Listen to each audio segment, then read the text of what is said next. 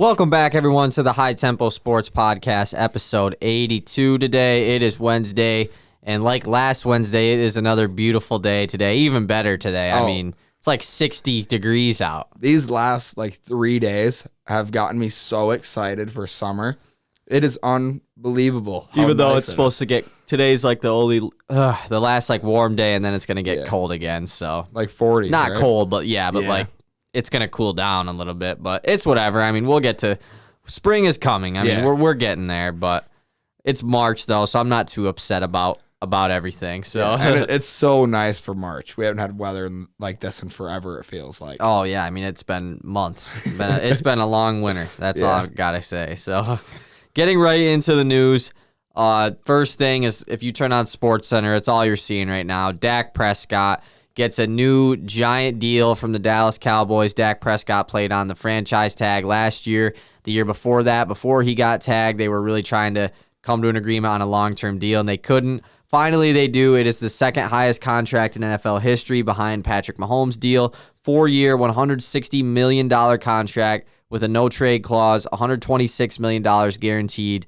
And technically, he got franchise tagged this year too, but only to pretty much say that he can't get franchise tagged ever again. So it was just kind of a great move by his agent to include that as well. So shout out to Dak for getting paid. I mean, he got paid. Yeah, and I'm really shocked by the deal, in all honesty, that now is the time they come to an agreement to ink a new deal after his leg injury and the way the team performed. It just felt odd to me that this year is the year they figured it out. But shout out Dak. I mean, go get your bag. Yeah, I think the reason that he did get paid was because I feel like Jerry Jones in the front office of the Cowboys finally realized, all right, especially with the NFC East as wide open as it was last year and Dak obviously being injured, I feel like he finally realized, all right, we need to either overpay for Dak or we're just going to keep having these scrubs playing quarterback every year until we find our next franchise quarterback. And you can't just give up on a franchise quarterback that early because you don't want to pay him. I would rather overpay for Dak than pay a guy like Andy Dalton a decent amount of money every year to be your quarterback. Yeah, and that definitely makes sense because, like you said, the NFC East was just so wide open last year. So you only need about 8 wins to win it right now. Yeah. So anything it takes, and I guess Dak Prescott's a level above most of those quarterbacks. So, yeah, I can definitely see why he gets inked. Yeah. Definitely, he was offered less money than this, at least he would have gotten less money in previous years when they were trying to find a deal. It's weird how the Cowboys held out for this long, giving Dak a long-term deal until now, where it's even more than they would have paid him last year or the year before. But like I said, I feel like they finally came to the realization that we need to just get him on the books so he can hopefully come back strong, have as good of a year as he did 2 years ago the year before his injury. So hopefully Dak can come back and obviously he's going to be a comeback player of the year candidate, and hopefully he starts the ball out. As much as I'm not rooting for the Cowboys, I am rooting for Dak Prescott to have I never have had a problem with Dak, really. I don't mind Dak. I hate the Cowboys, but yeah, Dak, I'm really okay with him. That's what I'm saying. I don't mind if he has a good season next year. I don't want him to have a great one though. Next on the news, Les Miles, Kansas football coach, and Kansas have agreed to part ways. This is after, in the last week or so, there's been allegations of Les Miles' time with LSU with incidents with students, and I don't know a lot of details about it, but no really need to get into it anyways. But yeah, Les Miles and Kansas will be parting ways. I don't know if Les Miles will be getting another coaching job or not because, he definitely is a very sought-after coach. Turn this Kansas. He was in the process of turning this Kansas program around from one of the worst Power 5 football programs in general, and there was they had a bright future, I guess, but obviously it's all over now, and we'll see. I don't know if Les Miles is going to get another job or not, but he's done for now. Yeah, and I don't really know what to make of this whole thing for Kansas because now you just got to bring somebody new in after Les Miles started something pretty good looking for your future. So it's a scary look for Kansas, and I don't know what Les Miles. But if they would have kept Les Miles, I feel like it would have been worse. Oh yeah. So I think they made the right decision as far as they're getting criticism for their school and everything. Yeah, absolutely. No, I completely agree. Last thing on the news before we get into our first topic of the day, Blake Griffin. I don't know if him getting bought out was talked about in our last episode because I don't know if it happened after or not, but He signs with the Brooklyn Nets, signs a veteran's minimum contract with the Nets, obviously, because he don't need to be paid that much after he's still getting paid from the Pistons. But this is, I don't know how I feel about it because I like Blake. I do like the Nets kind of, but I'm not like rooting for them or anything. But I want to see Blake succeed, so I really hope he does well with the Nets. I mean, what are we thinking? I don't know. I'm kind of in between. I'm not a huge Blake fan, and I know you're not either. I'm not saying you are, but I don't know. It's tough for me to root for the Nets right now, just because it feels like they're just trying to do so much, and they just keep trying to do so much, and I can't fault them for it, but I don't know. Something about it. And the film of Blake Griffin that was released a couple days ago, that kind of bugged me a little bit watching him dunk and everything. I mean, it's not like it was just a workout. Obviously, it was just a workout, and he was training with a trainer. But if he starts coming out and just dunking on everybody, and I doubt he will. See, I would like that. I don't know. I don't think it's that big of a deal. Like, Blake Griffin saved us $13 million, from leaving and everything. So I don't have any hard feelings against Blake if he comes out and starts to play good. I wouldn't want to play good with the Pistons either in the last 2 years that he's, been poor. It just feels like he's been if he comes out and balls out, it feels like he's been dogging us. Oh, he has. But that's what I'm saying though. I don't really blame him. That's my perspective. Like, yeah, I don't really blame him. I don't blame him, but I still don't like seeing it. Yeah, I get that. But at the same time, I mean, maybe he was not just not trying hard, but he's playing with superstar. He's going from being the first option in Detroit to the fifth option in Brooklyn. So it's like, he has a lot taken off of his shoulders. He can become more of a roller off. He can become more of an old Blake Griffin, honestly, than what he had to do in Detroit. Yeah, he's going to get every team's fourth best defender. Maybe their best big defender. I don't really know. But I don't know if I think he'll probably come off the bench at least to start. I would assume. Yeah, I would think so too. It's going to be cool to see him and DeAndre Jordan back teammates again. And I didn't even think about Blake, that. I mean, that's what I'm saying. That's another thing. Blake Lob DJ? City is back. So why if he start throwing down dunks, I'm not going to be mad because he's probably much happier in Brooklyn anyway. So, Blake Griffin. I said this to Easton the other day, but he's probably the best player I've ever gotten to watch play for the Pistons. Obviously, I wasn't to see prime Chauncey Billups, prime Ben Wallace. I saw those guys at the tail end of their career, but he's probably the best player I ever got to watch for the Pistons. So I do want to say thank you to Blake for everything he did for the city of Detroit and taking us to the playoffs and being an All-NBA player. And I really hope he can kind of turn around his career, at least as far as just be a decent player again. Yeah. And for real, shout out Blake, because Detroit was never really right for him. I mean, he's an entertainer, and he went to a small market team. It never really fit right. So him going to a big market like Brooklyn is, I think, going to be huge, just as maybe even a revival to his career and really extend it into the late years. So I am excited for that, I guess. Mm-hmm. Yeah, that's pretty much it for the news. So moving on to the first topic of the day, the NFL franchise tag deadline. NFL offseason is finally here, and yesterday was the deadline for trade or for franchise tags. And there was a lot of guys who were up for a franchise tag. I mean, obviously any team can use it, but only 10 guys got tagged yesterday, so let's go through them all. Starting with, I would say probably the biggest one, Allen Robinson gets tagged by the Chicago Bears. Chris Godwin gets tagged by the Tampa Bay Buccaneers. Marcus May, safety for the New York Jets. He was all-pro safety this year, or Pro Bowl safety, I mean. He was tagged by the Jets. I can't read that, sorry. Oh, Cam Robinson tagged by Jacksonville. Brandon Scherf, guard for the Washington football team, gets tagged. Justin Simmons, the Broncos star safety, gets tagged. Marcus Williams, safety for the Saints, gets tagged. Leonard Williams gets tagged by the Giants, their star defensive lineman. And Taylor Moton for the Carolina Panthers, their offensive tackle, gets tagged. And technically Dak Prescott got tagged, but... So the one that jumps off the page right away for me is the Chris Godwin one. Even though the Allen Robinson one is big. But it kind of blew my mind that it feels like Tampa Bay, either they think they can ink Shaq Barrett for a long-term deal, or they're just prioritizing their offense over their defense.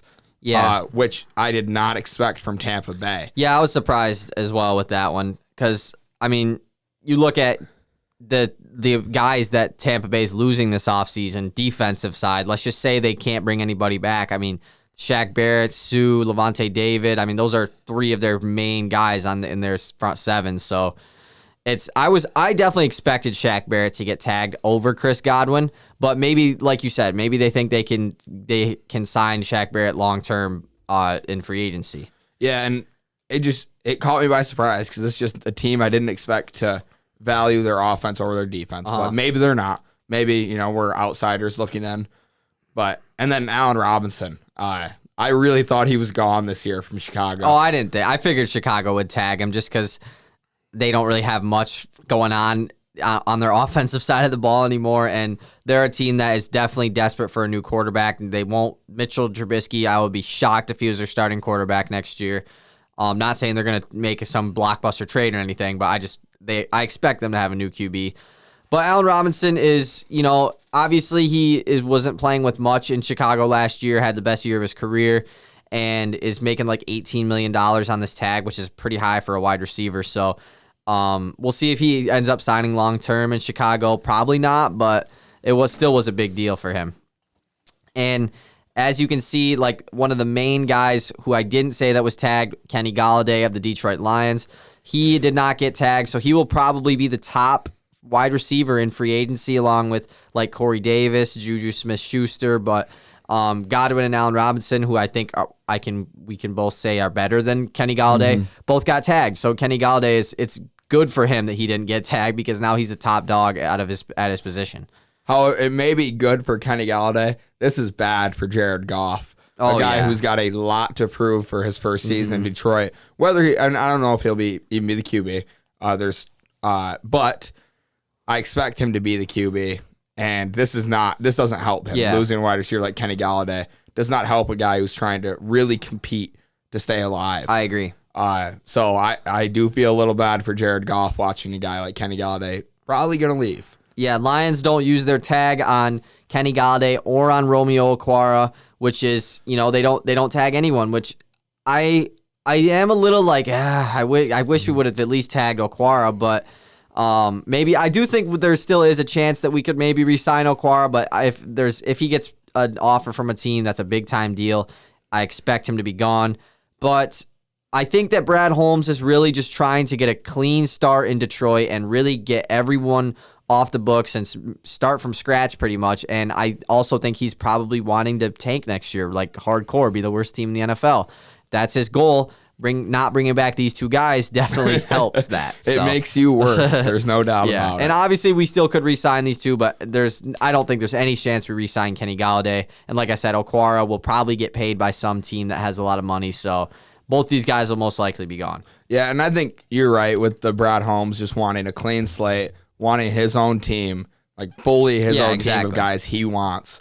So I think this is just a way of him furthering and hitting the reset button. I think the new getting rid of Matt Stafford was the start, and he's just finishing it now. Some notable guys that also did not get tagged, a couple of running backs, Aaron Jones being the headliner. The Packers said they are still going to be trying to sign him to a long-term deal, but I would be surprised if he was back in Green Bay. Chris Carson is also a guy who avoided the franchise tag. Shaquille Griffin, the Seahawks cornerback, doesn't get tagged. And then a couple tight ends, Hunter Henry and Jonnu Smith, both do not get tagged. And then Bud Dupree does not get tagged in Pittsburgh. There's definitely some more, but those were kind of just the main top guys.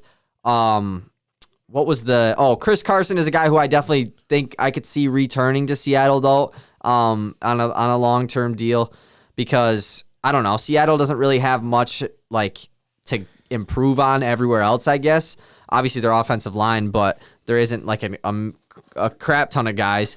But it depends on a Russell Wilson trade. I mean, I don't know if that's ever going to happen. Probably not, but it would be cool. I think it would be cool to have a shakeup in the league. But yeah, the Packers don't tag Aaron Jones, which is a big deal because A.J. Dillon is probably going to be their starting running back next year. Which I definitely think makes sense. If they would have kept Aaron Jones, it would have been like, so Jordan Love and A.J. Dillon, you're just going to waste draft picks on him. But Aaron Jones didn't really play much in his first two seasons either. Yeah. So this is time for A.J. Dillon to step up, I think the Packers have more needs than running back. At running back, where they have a guy who can replace Aaron Jones pretty easily. Yeah, there was one thing I wanted to say. Oh, about the franchise tag. So the franchise tag, they were talking about this on Get Up either today or yesterday. Just talking about why is the franchise tag still in the NFL? Like it really doesn't make a lot of sense. Obviously, you're getting paid more than you would in that 1 year than you would in the first year of a long-term deal. If you sign, like you're getting 120% of your previous year's salary, but still, it's just like I just feel like it's way too much control for the owners, I guess. Well, I think there's a reason you see a lot of NFL players way more unhappy than in the NBA. A lot of guys in the NFL are willing to just sit until they get inked with their new deal. And I think the franchise tag doesn't help. It's not like the Supermax because you can't refuse it. So the franchise tag, I definitely think is an issue, and I don't get why the NFL Players Association even allows it to be a thing. Yeah, Like, I do think that. eventually at some point it will be gone. But like I said, it is a way for players to get paid, I guess, for another year and try and even have a bigger year to try and, get a bigger deal the next offseason. But it's also the NFL where guys get injured very easily. And you look at a guy like, let's just say, for example, like Kenny Golladay. Let's say that last year the Lions tagged Kenny Golladay. And then this year he got hurt and didn't. Obviously, he had a way more impressive year 2 years ago than he did last year. So I guess the tag, it has its benefits, I guess, but I feel like there's much more cons than pros for the players, at least, with the franchise tag. Yeah, I absolutely agree. It doesn't seem to work in the players' favor. Mm-hmm. Coming up, we have the draft pretty soon. Not pretty soon, but late April. But the NFL offseason or free agency starts next week. I'm super pumped to see what teams are going to be making a lot of moves. Like I said, Kenny Golladay is probably the top wide receiver. I'm very interested to see where he goes because there is a good amount of teams that need a nice wide receiver, especially a lot of contending teams. So we'll see what happens with that. But yeah, I mean, is that pretty much it for NFL talk? Yeah, I think so. So moving on to some college basketball talk. Today is the first day of the Big Ten tournament starting. We have Minnesota taking on Northwestern at 6:30 and Nebraska taking on Penn State at 9 o'clock. Winner of Minnesota Northwestern takes on Ohio State, and winner of Nebraska Penn State takes on Wisconsin. So it's going to be a super fun game, or super fun tournament, I mean. But let's talk about the teams that have already punched their ticket into the tournament. So far, it's obviously all non-Power 5 schools. And pretty much only one school that you would know that is making the tournament. Starting off with Gonzaga, they won their West Coast Conference last night in a pretty fun game to watch, actually. Oh, absolutely. That game was awesome. Mm-hmm. High scoring. BYU came out shooting the ball on fire. Yeah, in that BYU first scored half. 53 in the first half. They were up by, 14, 15 points at some point? They were balling. And then Jalen Suggs, holy moly, Yeah. talk about turning it up a notch in the second half. Came out and he hit straight, and I mean, not came out, but at one point second half, he hit three straight threes. Just Suggs kind of balling. gave him the lead back, but Kispert really got them back into the game with his 3-point shooting as well. They were down, pretty much the whole entire second half was all Gonzaga. They within the first few minutes, they already cut the lead to 6 or 7. Thanks to Kispert on offense, and then like you said, Jalen Suggs towards the end of that game really put it away for Gonzaga, and. For a second, I was thinking, man, maybe they're overrated. And then they had that really good comeback. It's like, there's a reason they're the number one team in the country. So Yeah. Gonzaga did punch their ticket into the tournament. And then I'll just name off all the rest of the teams. Appalachian State is in. Oral Roberts, who has actually the leading scorer in Division I right now on their team. They're in the tournament.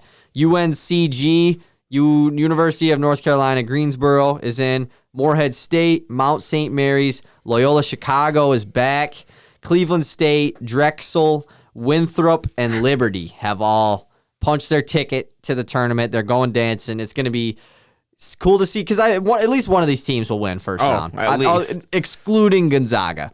Yeah. If one of these lower tier teams will probably have an upset, it's going to be cool to see which one. I mean, going back to that Gonzaga game, it's kind of a scary look. I mean, that 14-point lead was erased in a few minutes of time. Oh, yeah. You have to have a pretty hefty lead on Gonzaga to be safe, in my eyes. Like a really good lead. Yeah. Because it takes 2 threes out of Kispert, 2 threes out of Suggs and a couple buckets out of Timmy, and they're back in the game. Oh, yeah, and they're also a very good defensive team, and they are super good in the fast break, too. So once they start causing turnovers, it's very hard to stop Gonzaga, at least to try and crawl back into the game as the opposite team. And it's really hard just to slow them down when they push the ball so well. And they're very good at pressuring and speeding up the ball handlers. Oh, yeah. They make you pass the ball quickly, and they make you shoot it very quickly. And holy moly, Jalen Suggs was disrupting a lot of shots in the paint last night. Oh, yeah. What a weird thing. I mean, he's an excellent defender just because he has a great size, great frame for a guard. Great vertical. I'm pretty sure he was their conference's defensive player of the year. Maybe I know that he was. They were talking about. I think they said I thought that it was he Matt was. Harns. Oh yeah, it was Matt Harms, but I think Suggs was on the all defensive team. But yeah, it was Matt Harms that won it. But yeah. Speaking of that, actually, before we talk about the rest of the conference tournaments, I want to talk about the Big Ten. Last Wednesday, we did our top 10 players in the Big Ten this season. And this week, a couple days ago, I think it was yesterday, actually, the all Big Ten teams were released, all the awards, Player of the Year, all of that. So let's go through them. Obviously, Player of the Year, back-to-back, Luka Garza wins Big Ten Player of the Year. Big Ten Freshman of the Year goes to none other than Hunter Dickinson. Pretty obvious one. I mean, he dominated as a freshman this year. There wasn't many other freshmen that really stood out other than Hunter Dickinson. So, Defensive Player of the Year in the Big Ten goes to Daryl Morcell out of Maryland. A very underrated player.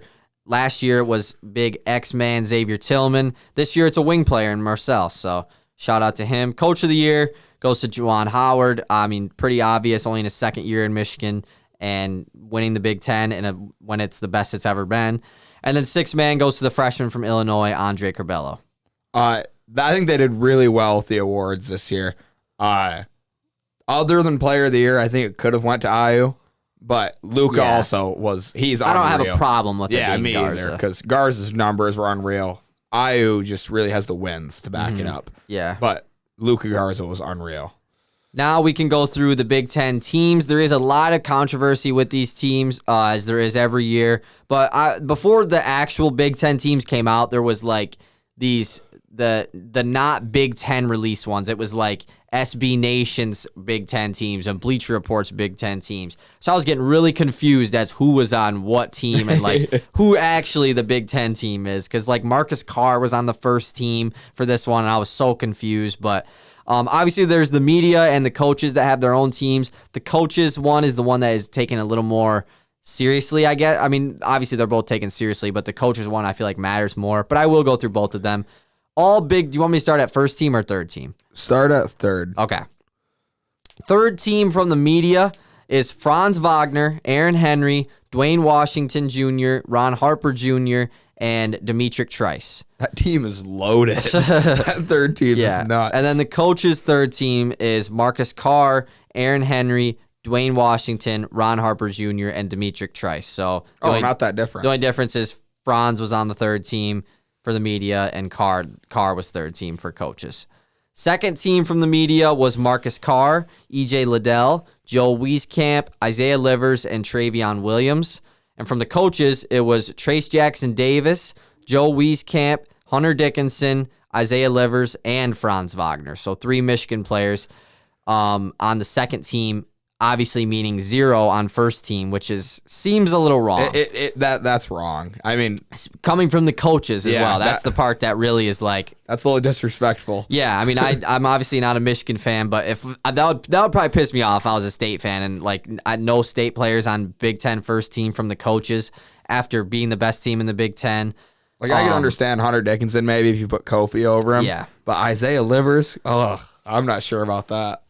Yeah, I mean Hunter Dickinson. That's the thing though. The Big Ten teams aren't about position. It's just it's just about the 5 players. I feel like Dickinson is deserved first team, but Aaron Henry on third team for both of them. I feel like I don't know. I'm a State fan, but I just feel like Aaron Henry was way more impactful than a guy like Joe Wieskamp, for example, who made second team.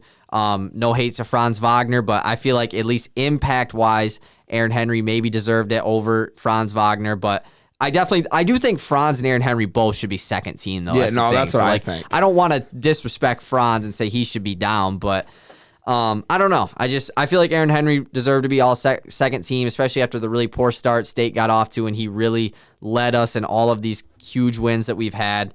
First time since 1997 that there has not been a Michigan State player on first or second team in the Big Ten, which is crazy. Unreal. That's got to be a fun team to be a fan of. And then the first teams, the media's first team, which I actually like the media's first team a lot more than the coach's first team. It is Kofi Cockburn, Ayu Dosunmu, Luka Garza, Trace Jackson Davis, and Hunter Dickinson, which, I like that. That's probably what my list would be if I had to pick one. That's what I think mine would be. Coach's list, though, is Kofi Cockburn, Ayu Dosunmu, Luka Garza, EJ Liddell, and Travion Williams is their first team. So the same top three, and then the last two changed from Trace Jackson Davis and Hunter Dickinson to EJ Liddell and Travion Williams. I personally take both of Trace Jackson Davis and Dickinson over Liddell and Williams, but yeah, and me 100% too. Yeah, the media I think probably did a better job than the coaches. It's odd for the coaches to leave. Exactly. Michigan like I said, guys usually off. the coaches one is the one that's more like legit, more the one that is more important. But that feels wrong. Yeah. The coach is just it's wrong. I mean, it is. The biggest snub, though, in my opinion, is the all-defensive team. All-defensive team came out, and it's not a bad list, but is this one Franz didn't is the make? one that Franz Wagner did not word. make. Which, I'm like I said, not a Michigan fan here, but Franz Wagner definitely deserved to be on the all-defensive Big Ten team. He could guard 1 through 4 for Michigan this year. Very good in the paint and on the perimeter. Gets a lot of steals, and he just locks guys up with his. I mean, he's long, like he's a fantastic defender, and on the best team, he's got to be damn near the best defender in the Big Ten. I mean, he is pretty unreal. Maybe. He's so versatile. As far as a wing defender, yes. Yeah. And it's a joke to leave him off. But this was the all-defensive team. Trent Frazier from Illinois, which definitely is deserving. I think he deserved a spot. Daryl Morcell, the defensive player of the year, obviously. Aaron Henry was on this list, which I do think he deserves a spot, but if it comes down to him or Franz Wagner, I would probably go with Franz, but Aaron Henry is a fantastic defender. Miles Johnson from Rutgers, who is the center for them, led the Big Ten in blocks. Either him or Liam Robbins did. He definitely deserved a spot. And then Jamari Wheeler from Penn State. That's the one where I'm just kind of like, I mean, yeah, he played for Penn State, like that's a bottom 3 team and a bottom 4 team in the Big Ten.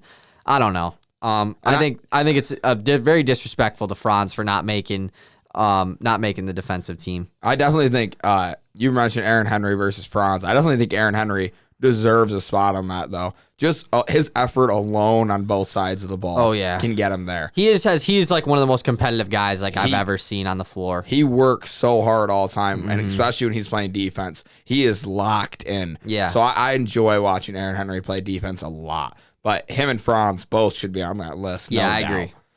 But yeah, those are the Big Ten teams.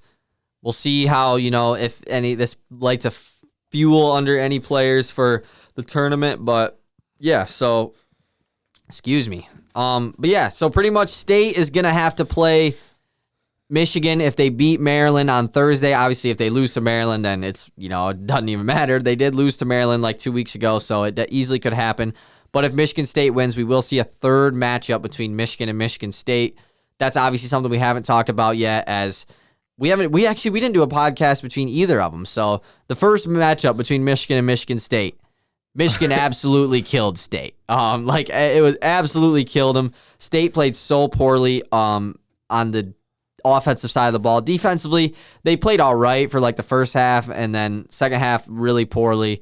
But yeah, Michigan killed them in the first game. Oh yeah, absolutely. But the second game is the one I think we both want to actually talk about. The second game, Michigan State came out and actually, I wouldn't say dominated Michigan, but from the jump played better than Michigan. Just a completely different game than they did on Thursday. I'll tell you what, and you can say this you can say this vice versa.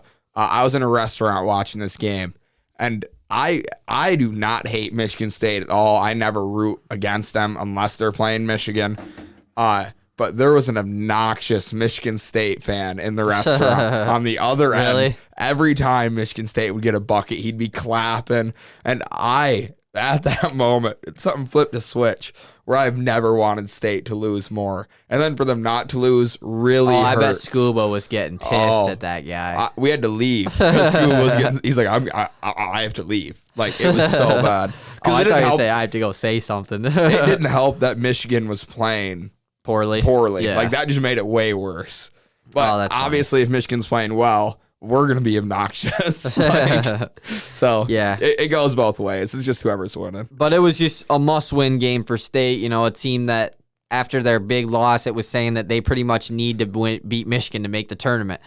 That's exactly what they did. Rocket Watts had 21, probably the best game he's had this season, which is huge because going into March, we really need a good Rocket Watts. I mean, he really is the X factor for Michigan State because at this point, it's pretty well known that Aaron Henry is going to play well every game. Obviously he's going to play well on defense. Offensively, he's going to get to the free throw line even if he's not making his shots. So, I mean, and he gets a lot of good looks as well. So it's expected for him to show up. Rocket Watts really is the guy that's like you don't know what you're going to get from him every game. When we do get a good Rocket Watts, State is a tough team to beat. They really are because when he's hitting shots, it opens up a lot for Michigan State because he is a very good playmaker and passer as well. So, and it just gets everyone else going. It gets guys like Langford and Gabe Brown going. So, I'm excited that this game was so huge for Michigan State. I didn't get to watch it. I did rewatch the game, but I didn't get to watch it live. So, but yeah, this was just such a big win for Michigan State. I definitely think I would love to know, and there's no way to know this, but I bet you if Rocket Watts goes out and averages like 13, 14 a game this year, Michigan State doesn't lose a lot of basketball games.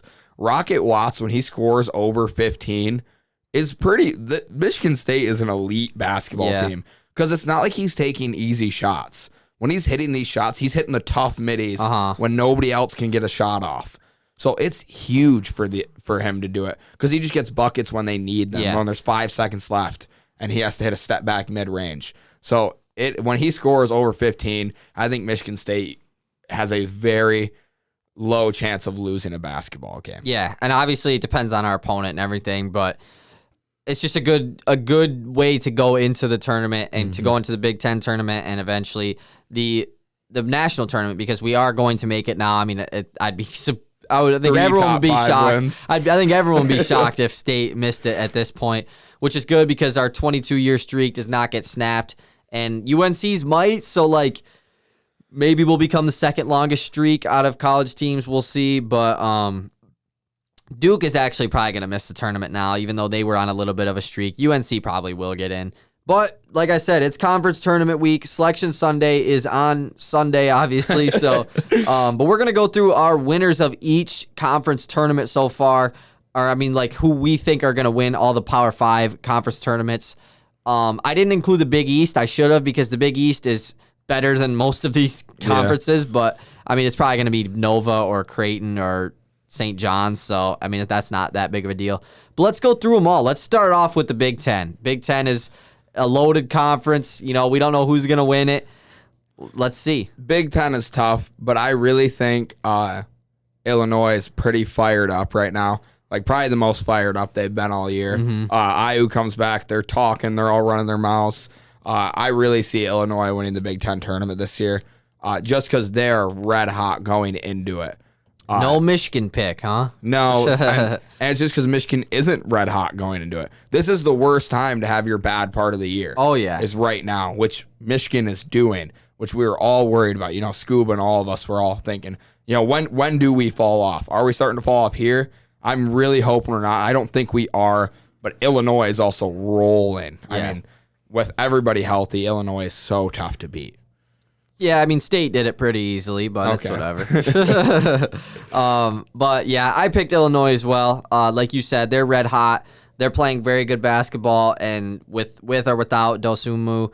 And yeah, they're probably gonna have to play Michigan if Michigan, beats Michigan State and either Ohio State or Purdue. Michigan, Illinois. I will say if Michigan State is to lose at some point in the Big Ten tournament, I would like to see a Michigan-Illinois rematch because I would be shocked if a rematch happened and Michigan got blown out again. I definitely don't think Michigan would allow that to happen. Not saying that they're going to blow out Illinois or anything, or Illinois won't win, but I just think it'll be a super good game.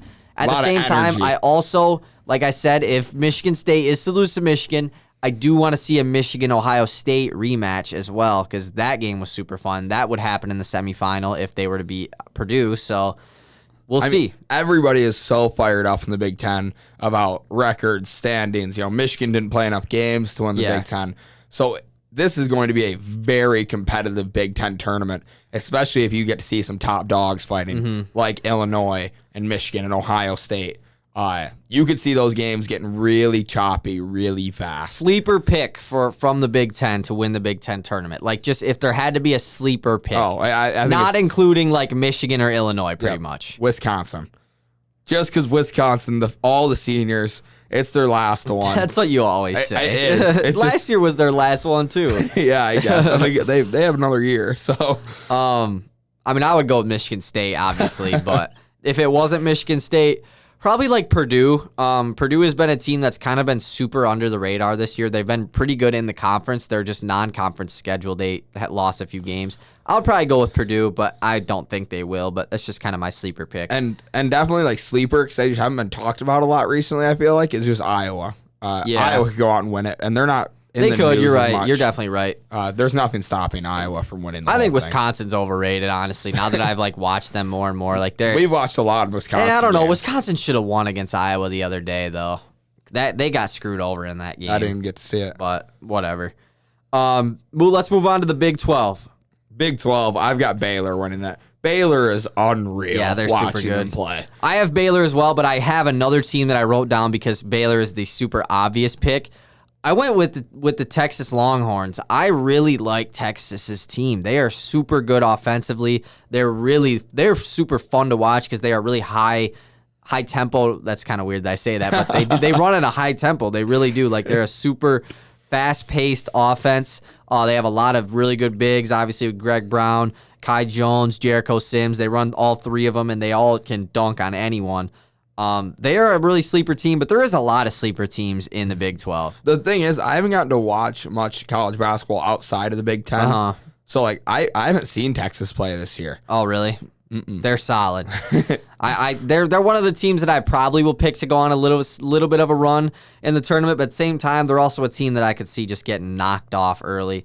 Oklahoma State, you can't count them out. Cade Cunningham will be back for the conference tournament. He was just named Big 12 Player of the Year, I'm pretty sure, over Jared Butler, which is a little shocking. Yeah, that's crazy. West Virginia obviously is going to be up there. Texas Tech maybe. There's definitely some schools. It's Kansas, obviously Kansas. So, but yeah, I went with Baylor. Like you said, they're very good. Their three-headed monster at guard is very tough to stop offensively and defensively. When Jared Butler doesn't have it going, Maceo Teague's got it going. When Maceo Teague don't got it going, Davion Mitchell's got it going. So they're fantastic to watch. We were sitting in the restaurant before the game Baylor was playing, and Baylor doesn't miss. I mean, it's that's unreal. the thing. And if one of them is missing, the other ones aren't missing. That's the part about them that I like so much. They never have a night where all of their guys are just not hitting their shots. Somebody is balling every exactly. night. And most of the time, it's all of them. Yeah, most of the time it's all of them because they get a lot of good looks. They're really good at passing up to get a really good open shot because that's just what they do. They play really good team basketball. Yeah, good shot, better shot. They play that way. Yeah, SEC's been a weird conference this year. Who do you got winning it? I got Bama. They've been sitting atop it for most of the year. And I think it'd be cool to see Bama win it in football and then go out and win it in basketball. That's a lot of bragging rights in the SEC. Yeah. Bama is that's a good pick. They're one of the best defenses in the country. I picked Arkansas. They're kind of they've been slept on all year. They're into the top 10 now. Moses Moody, one of the top freshmen on their team. I'm going with Arkansas to win the SEC. Kind of another school that's pretty cool to see doing well.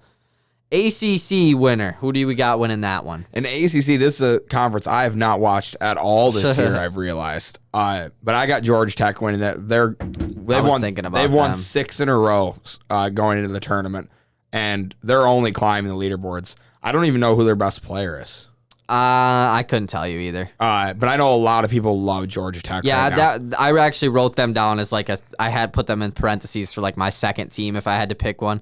I went with Florida State, but Florida State is one of those teams that I feel like is going to get knocked early in the tournament. Like, I don't know why.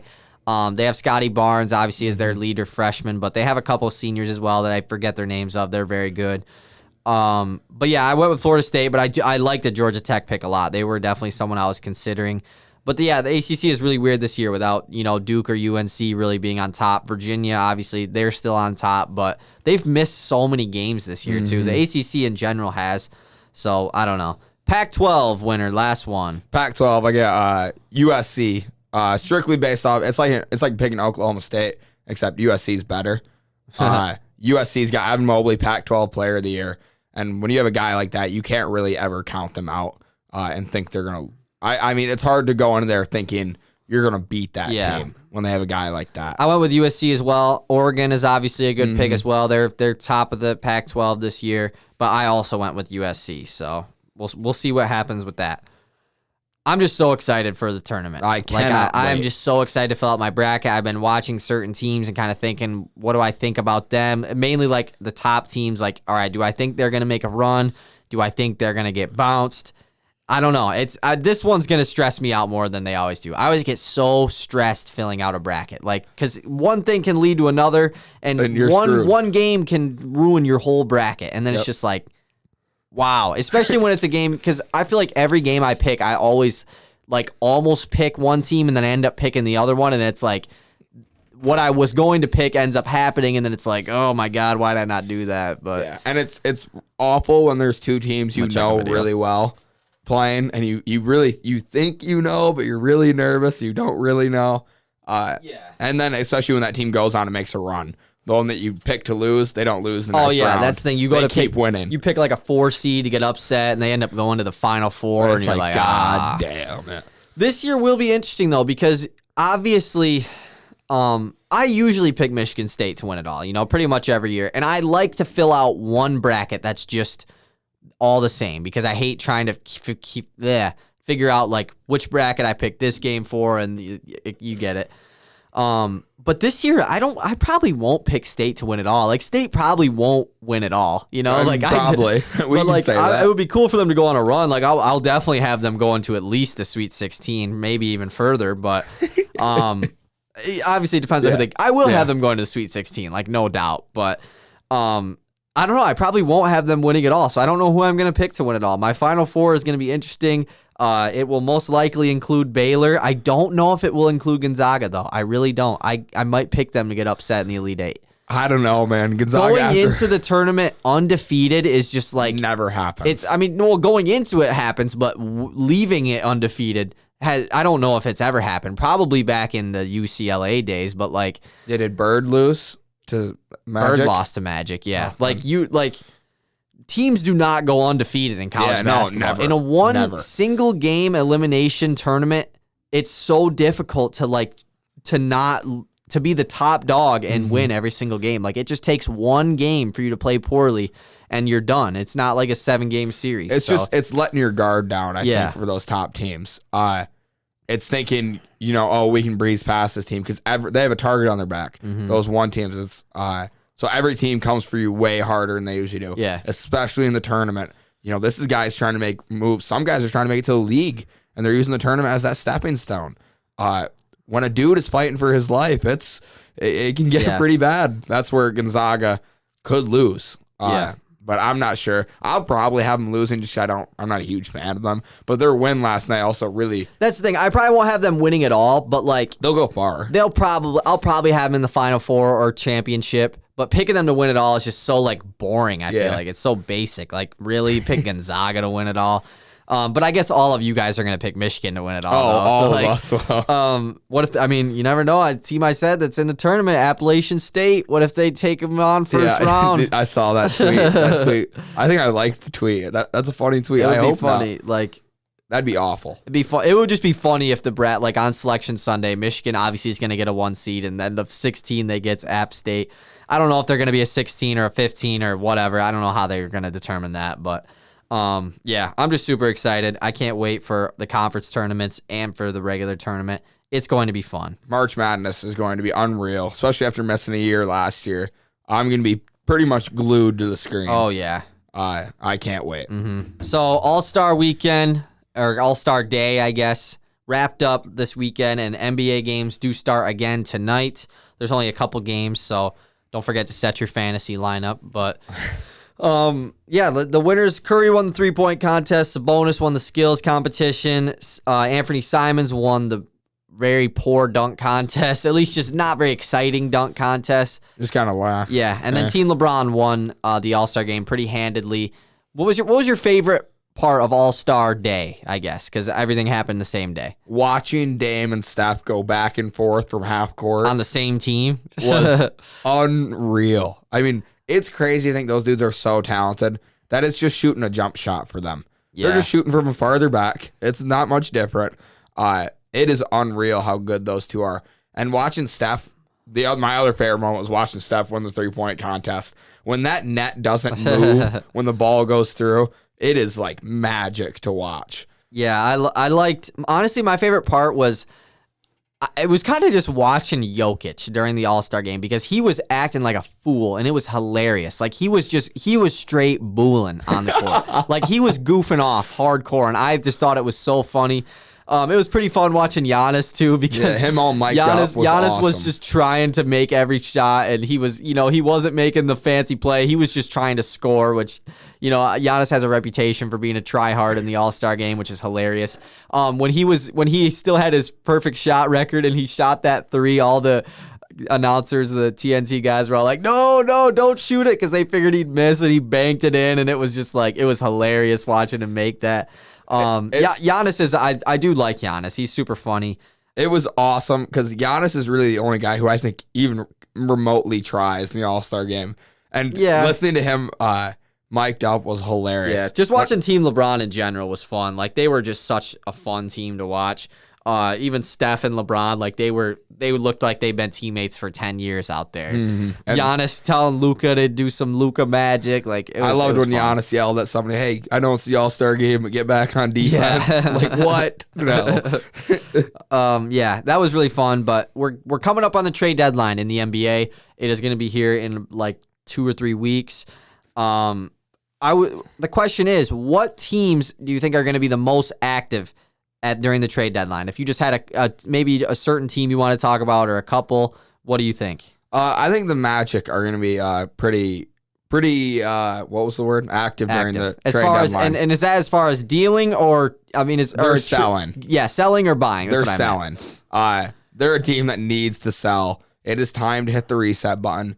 You're not going to win with Vooch. It's just not going to happen. With Vooch as your number one option. I think one of the main buyers is kind of, or at least a sleeper buyer, I think, is the Knicks. I think I don't think the Knicks are done. Yeah, I don't think the Knicks are done. I mean, they're a team that is, like what, 5th in the East right now, 4th, 5th, or 6th, right, hovering around 500. Nice assets. They have nice young players that obviously don't have a super ton of trade value, but you're not going and trading for Bradley Beal here. You can trade for some pretty decent guys that you could trade Kevin Knox or Frank Ntilikina with a 2nd-round pick to, kind of how you did with D Rose. DeMar DeRozan obviously is a super top dog trade deadline guy right now. Maybe the Knicks want to go after him. I don't know how I feel about RJ Barrett, DeMar, and Julius Randle on the court at the same time. Works. Don't know how I feel about that, but I don't know. Another team I got written down is the Pelicans. They have so many young assets, and I think if there is a showcase for Bradley Beal, they're going to be one of the top dogs in there trying to get him. And I think it'd work. The Pels are trying to push for the playoffs, young roster. And I honestly think the Pels are almost to the point where they need to get in win now mode and quit building for the future, because you're almost there with BI and Zion. You need that last piece. I guess. I mean, Zion's only in his 2nd year. But he's going to start needing money soon. Yeah, I get that. I don't think it hurts the Pelicans to also just roll it out for the rest of the year and get another lottery pick, and I don't think that hurts them at all either. But yeah, the Pelicans definitely are in a spot to make a move if they want to. And then another team that I kind of think is going to be another active trade deadline team, pretty obvious one, but it's the Boston Celtics. I definitely expect a move out of them, whether it's a small one or a big one. Andre Drummond is, a main candidate for, apparently he might get bought out, which would be crazy. If he goes to the Lakers, that's just going to be unreal, I guess. Yeah, and that's another team that I could see being active just for one move is the Lakers. Just trying to get that final piece to the puzzle. And the thing is, I doubt the Lakers make a trade. I mean, they're just going to be a top buyout market team. I mean, last year they got Markieff Morris and they got somebody else during buyout market too. I forget who, but they got Markieff and somebody else. So they're definitely going to be a top. And the buyout market is going to it's becoming a big thing. Like a lot of good players get bought out every year. Drummond this year, Drummond maybe both of them. And you can get some. I mean, look how important Markieff was to that Morris team. twins. Like he was really big for them last year. So we'll see. Any other teams you want to talk about? No, I don't think so. All right, so that's gonna wrap it up. Thank you for listening. Like we said, Big Ten conference tournament starts tonight. It'll be going on all throughout the weekend.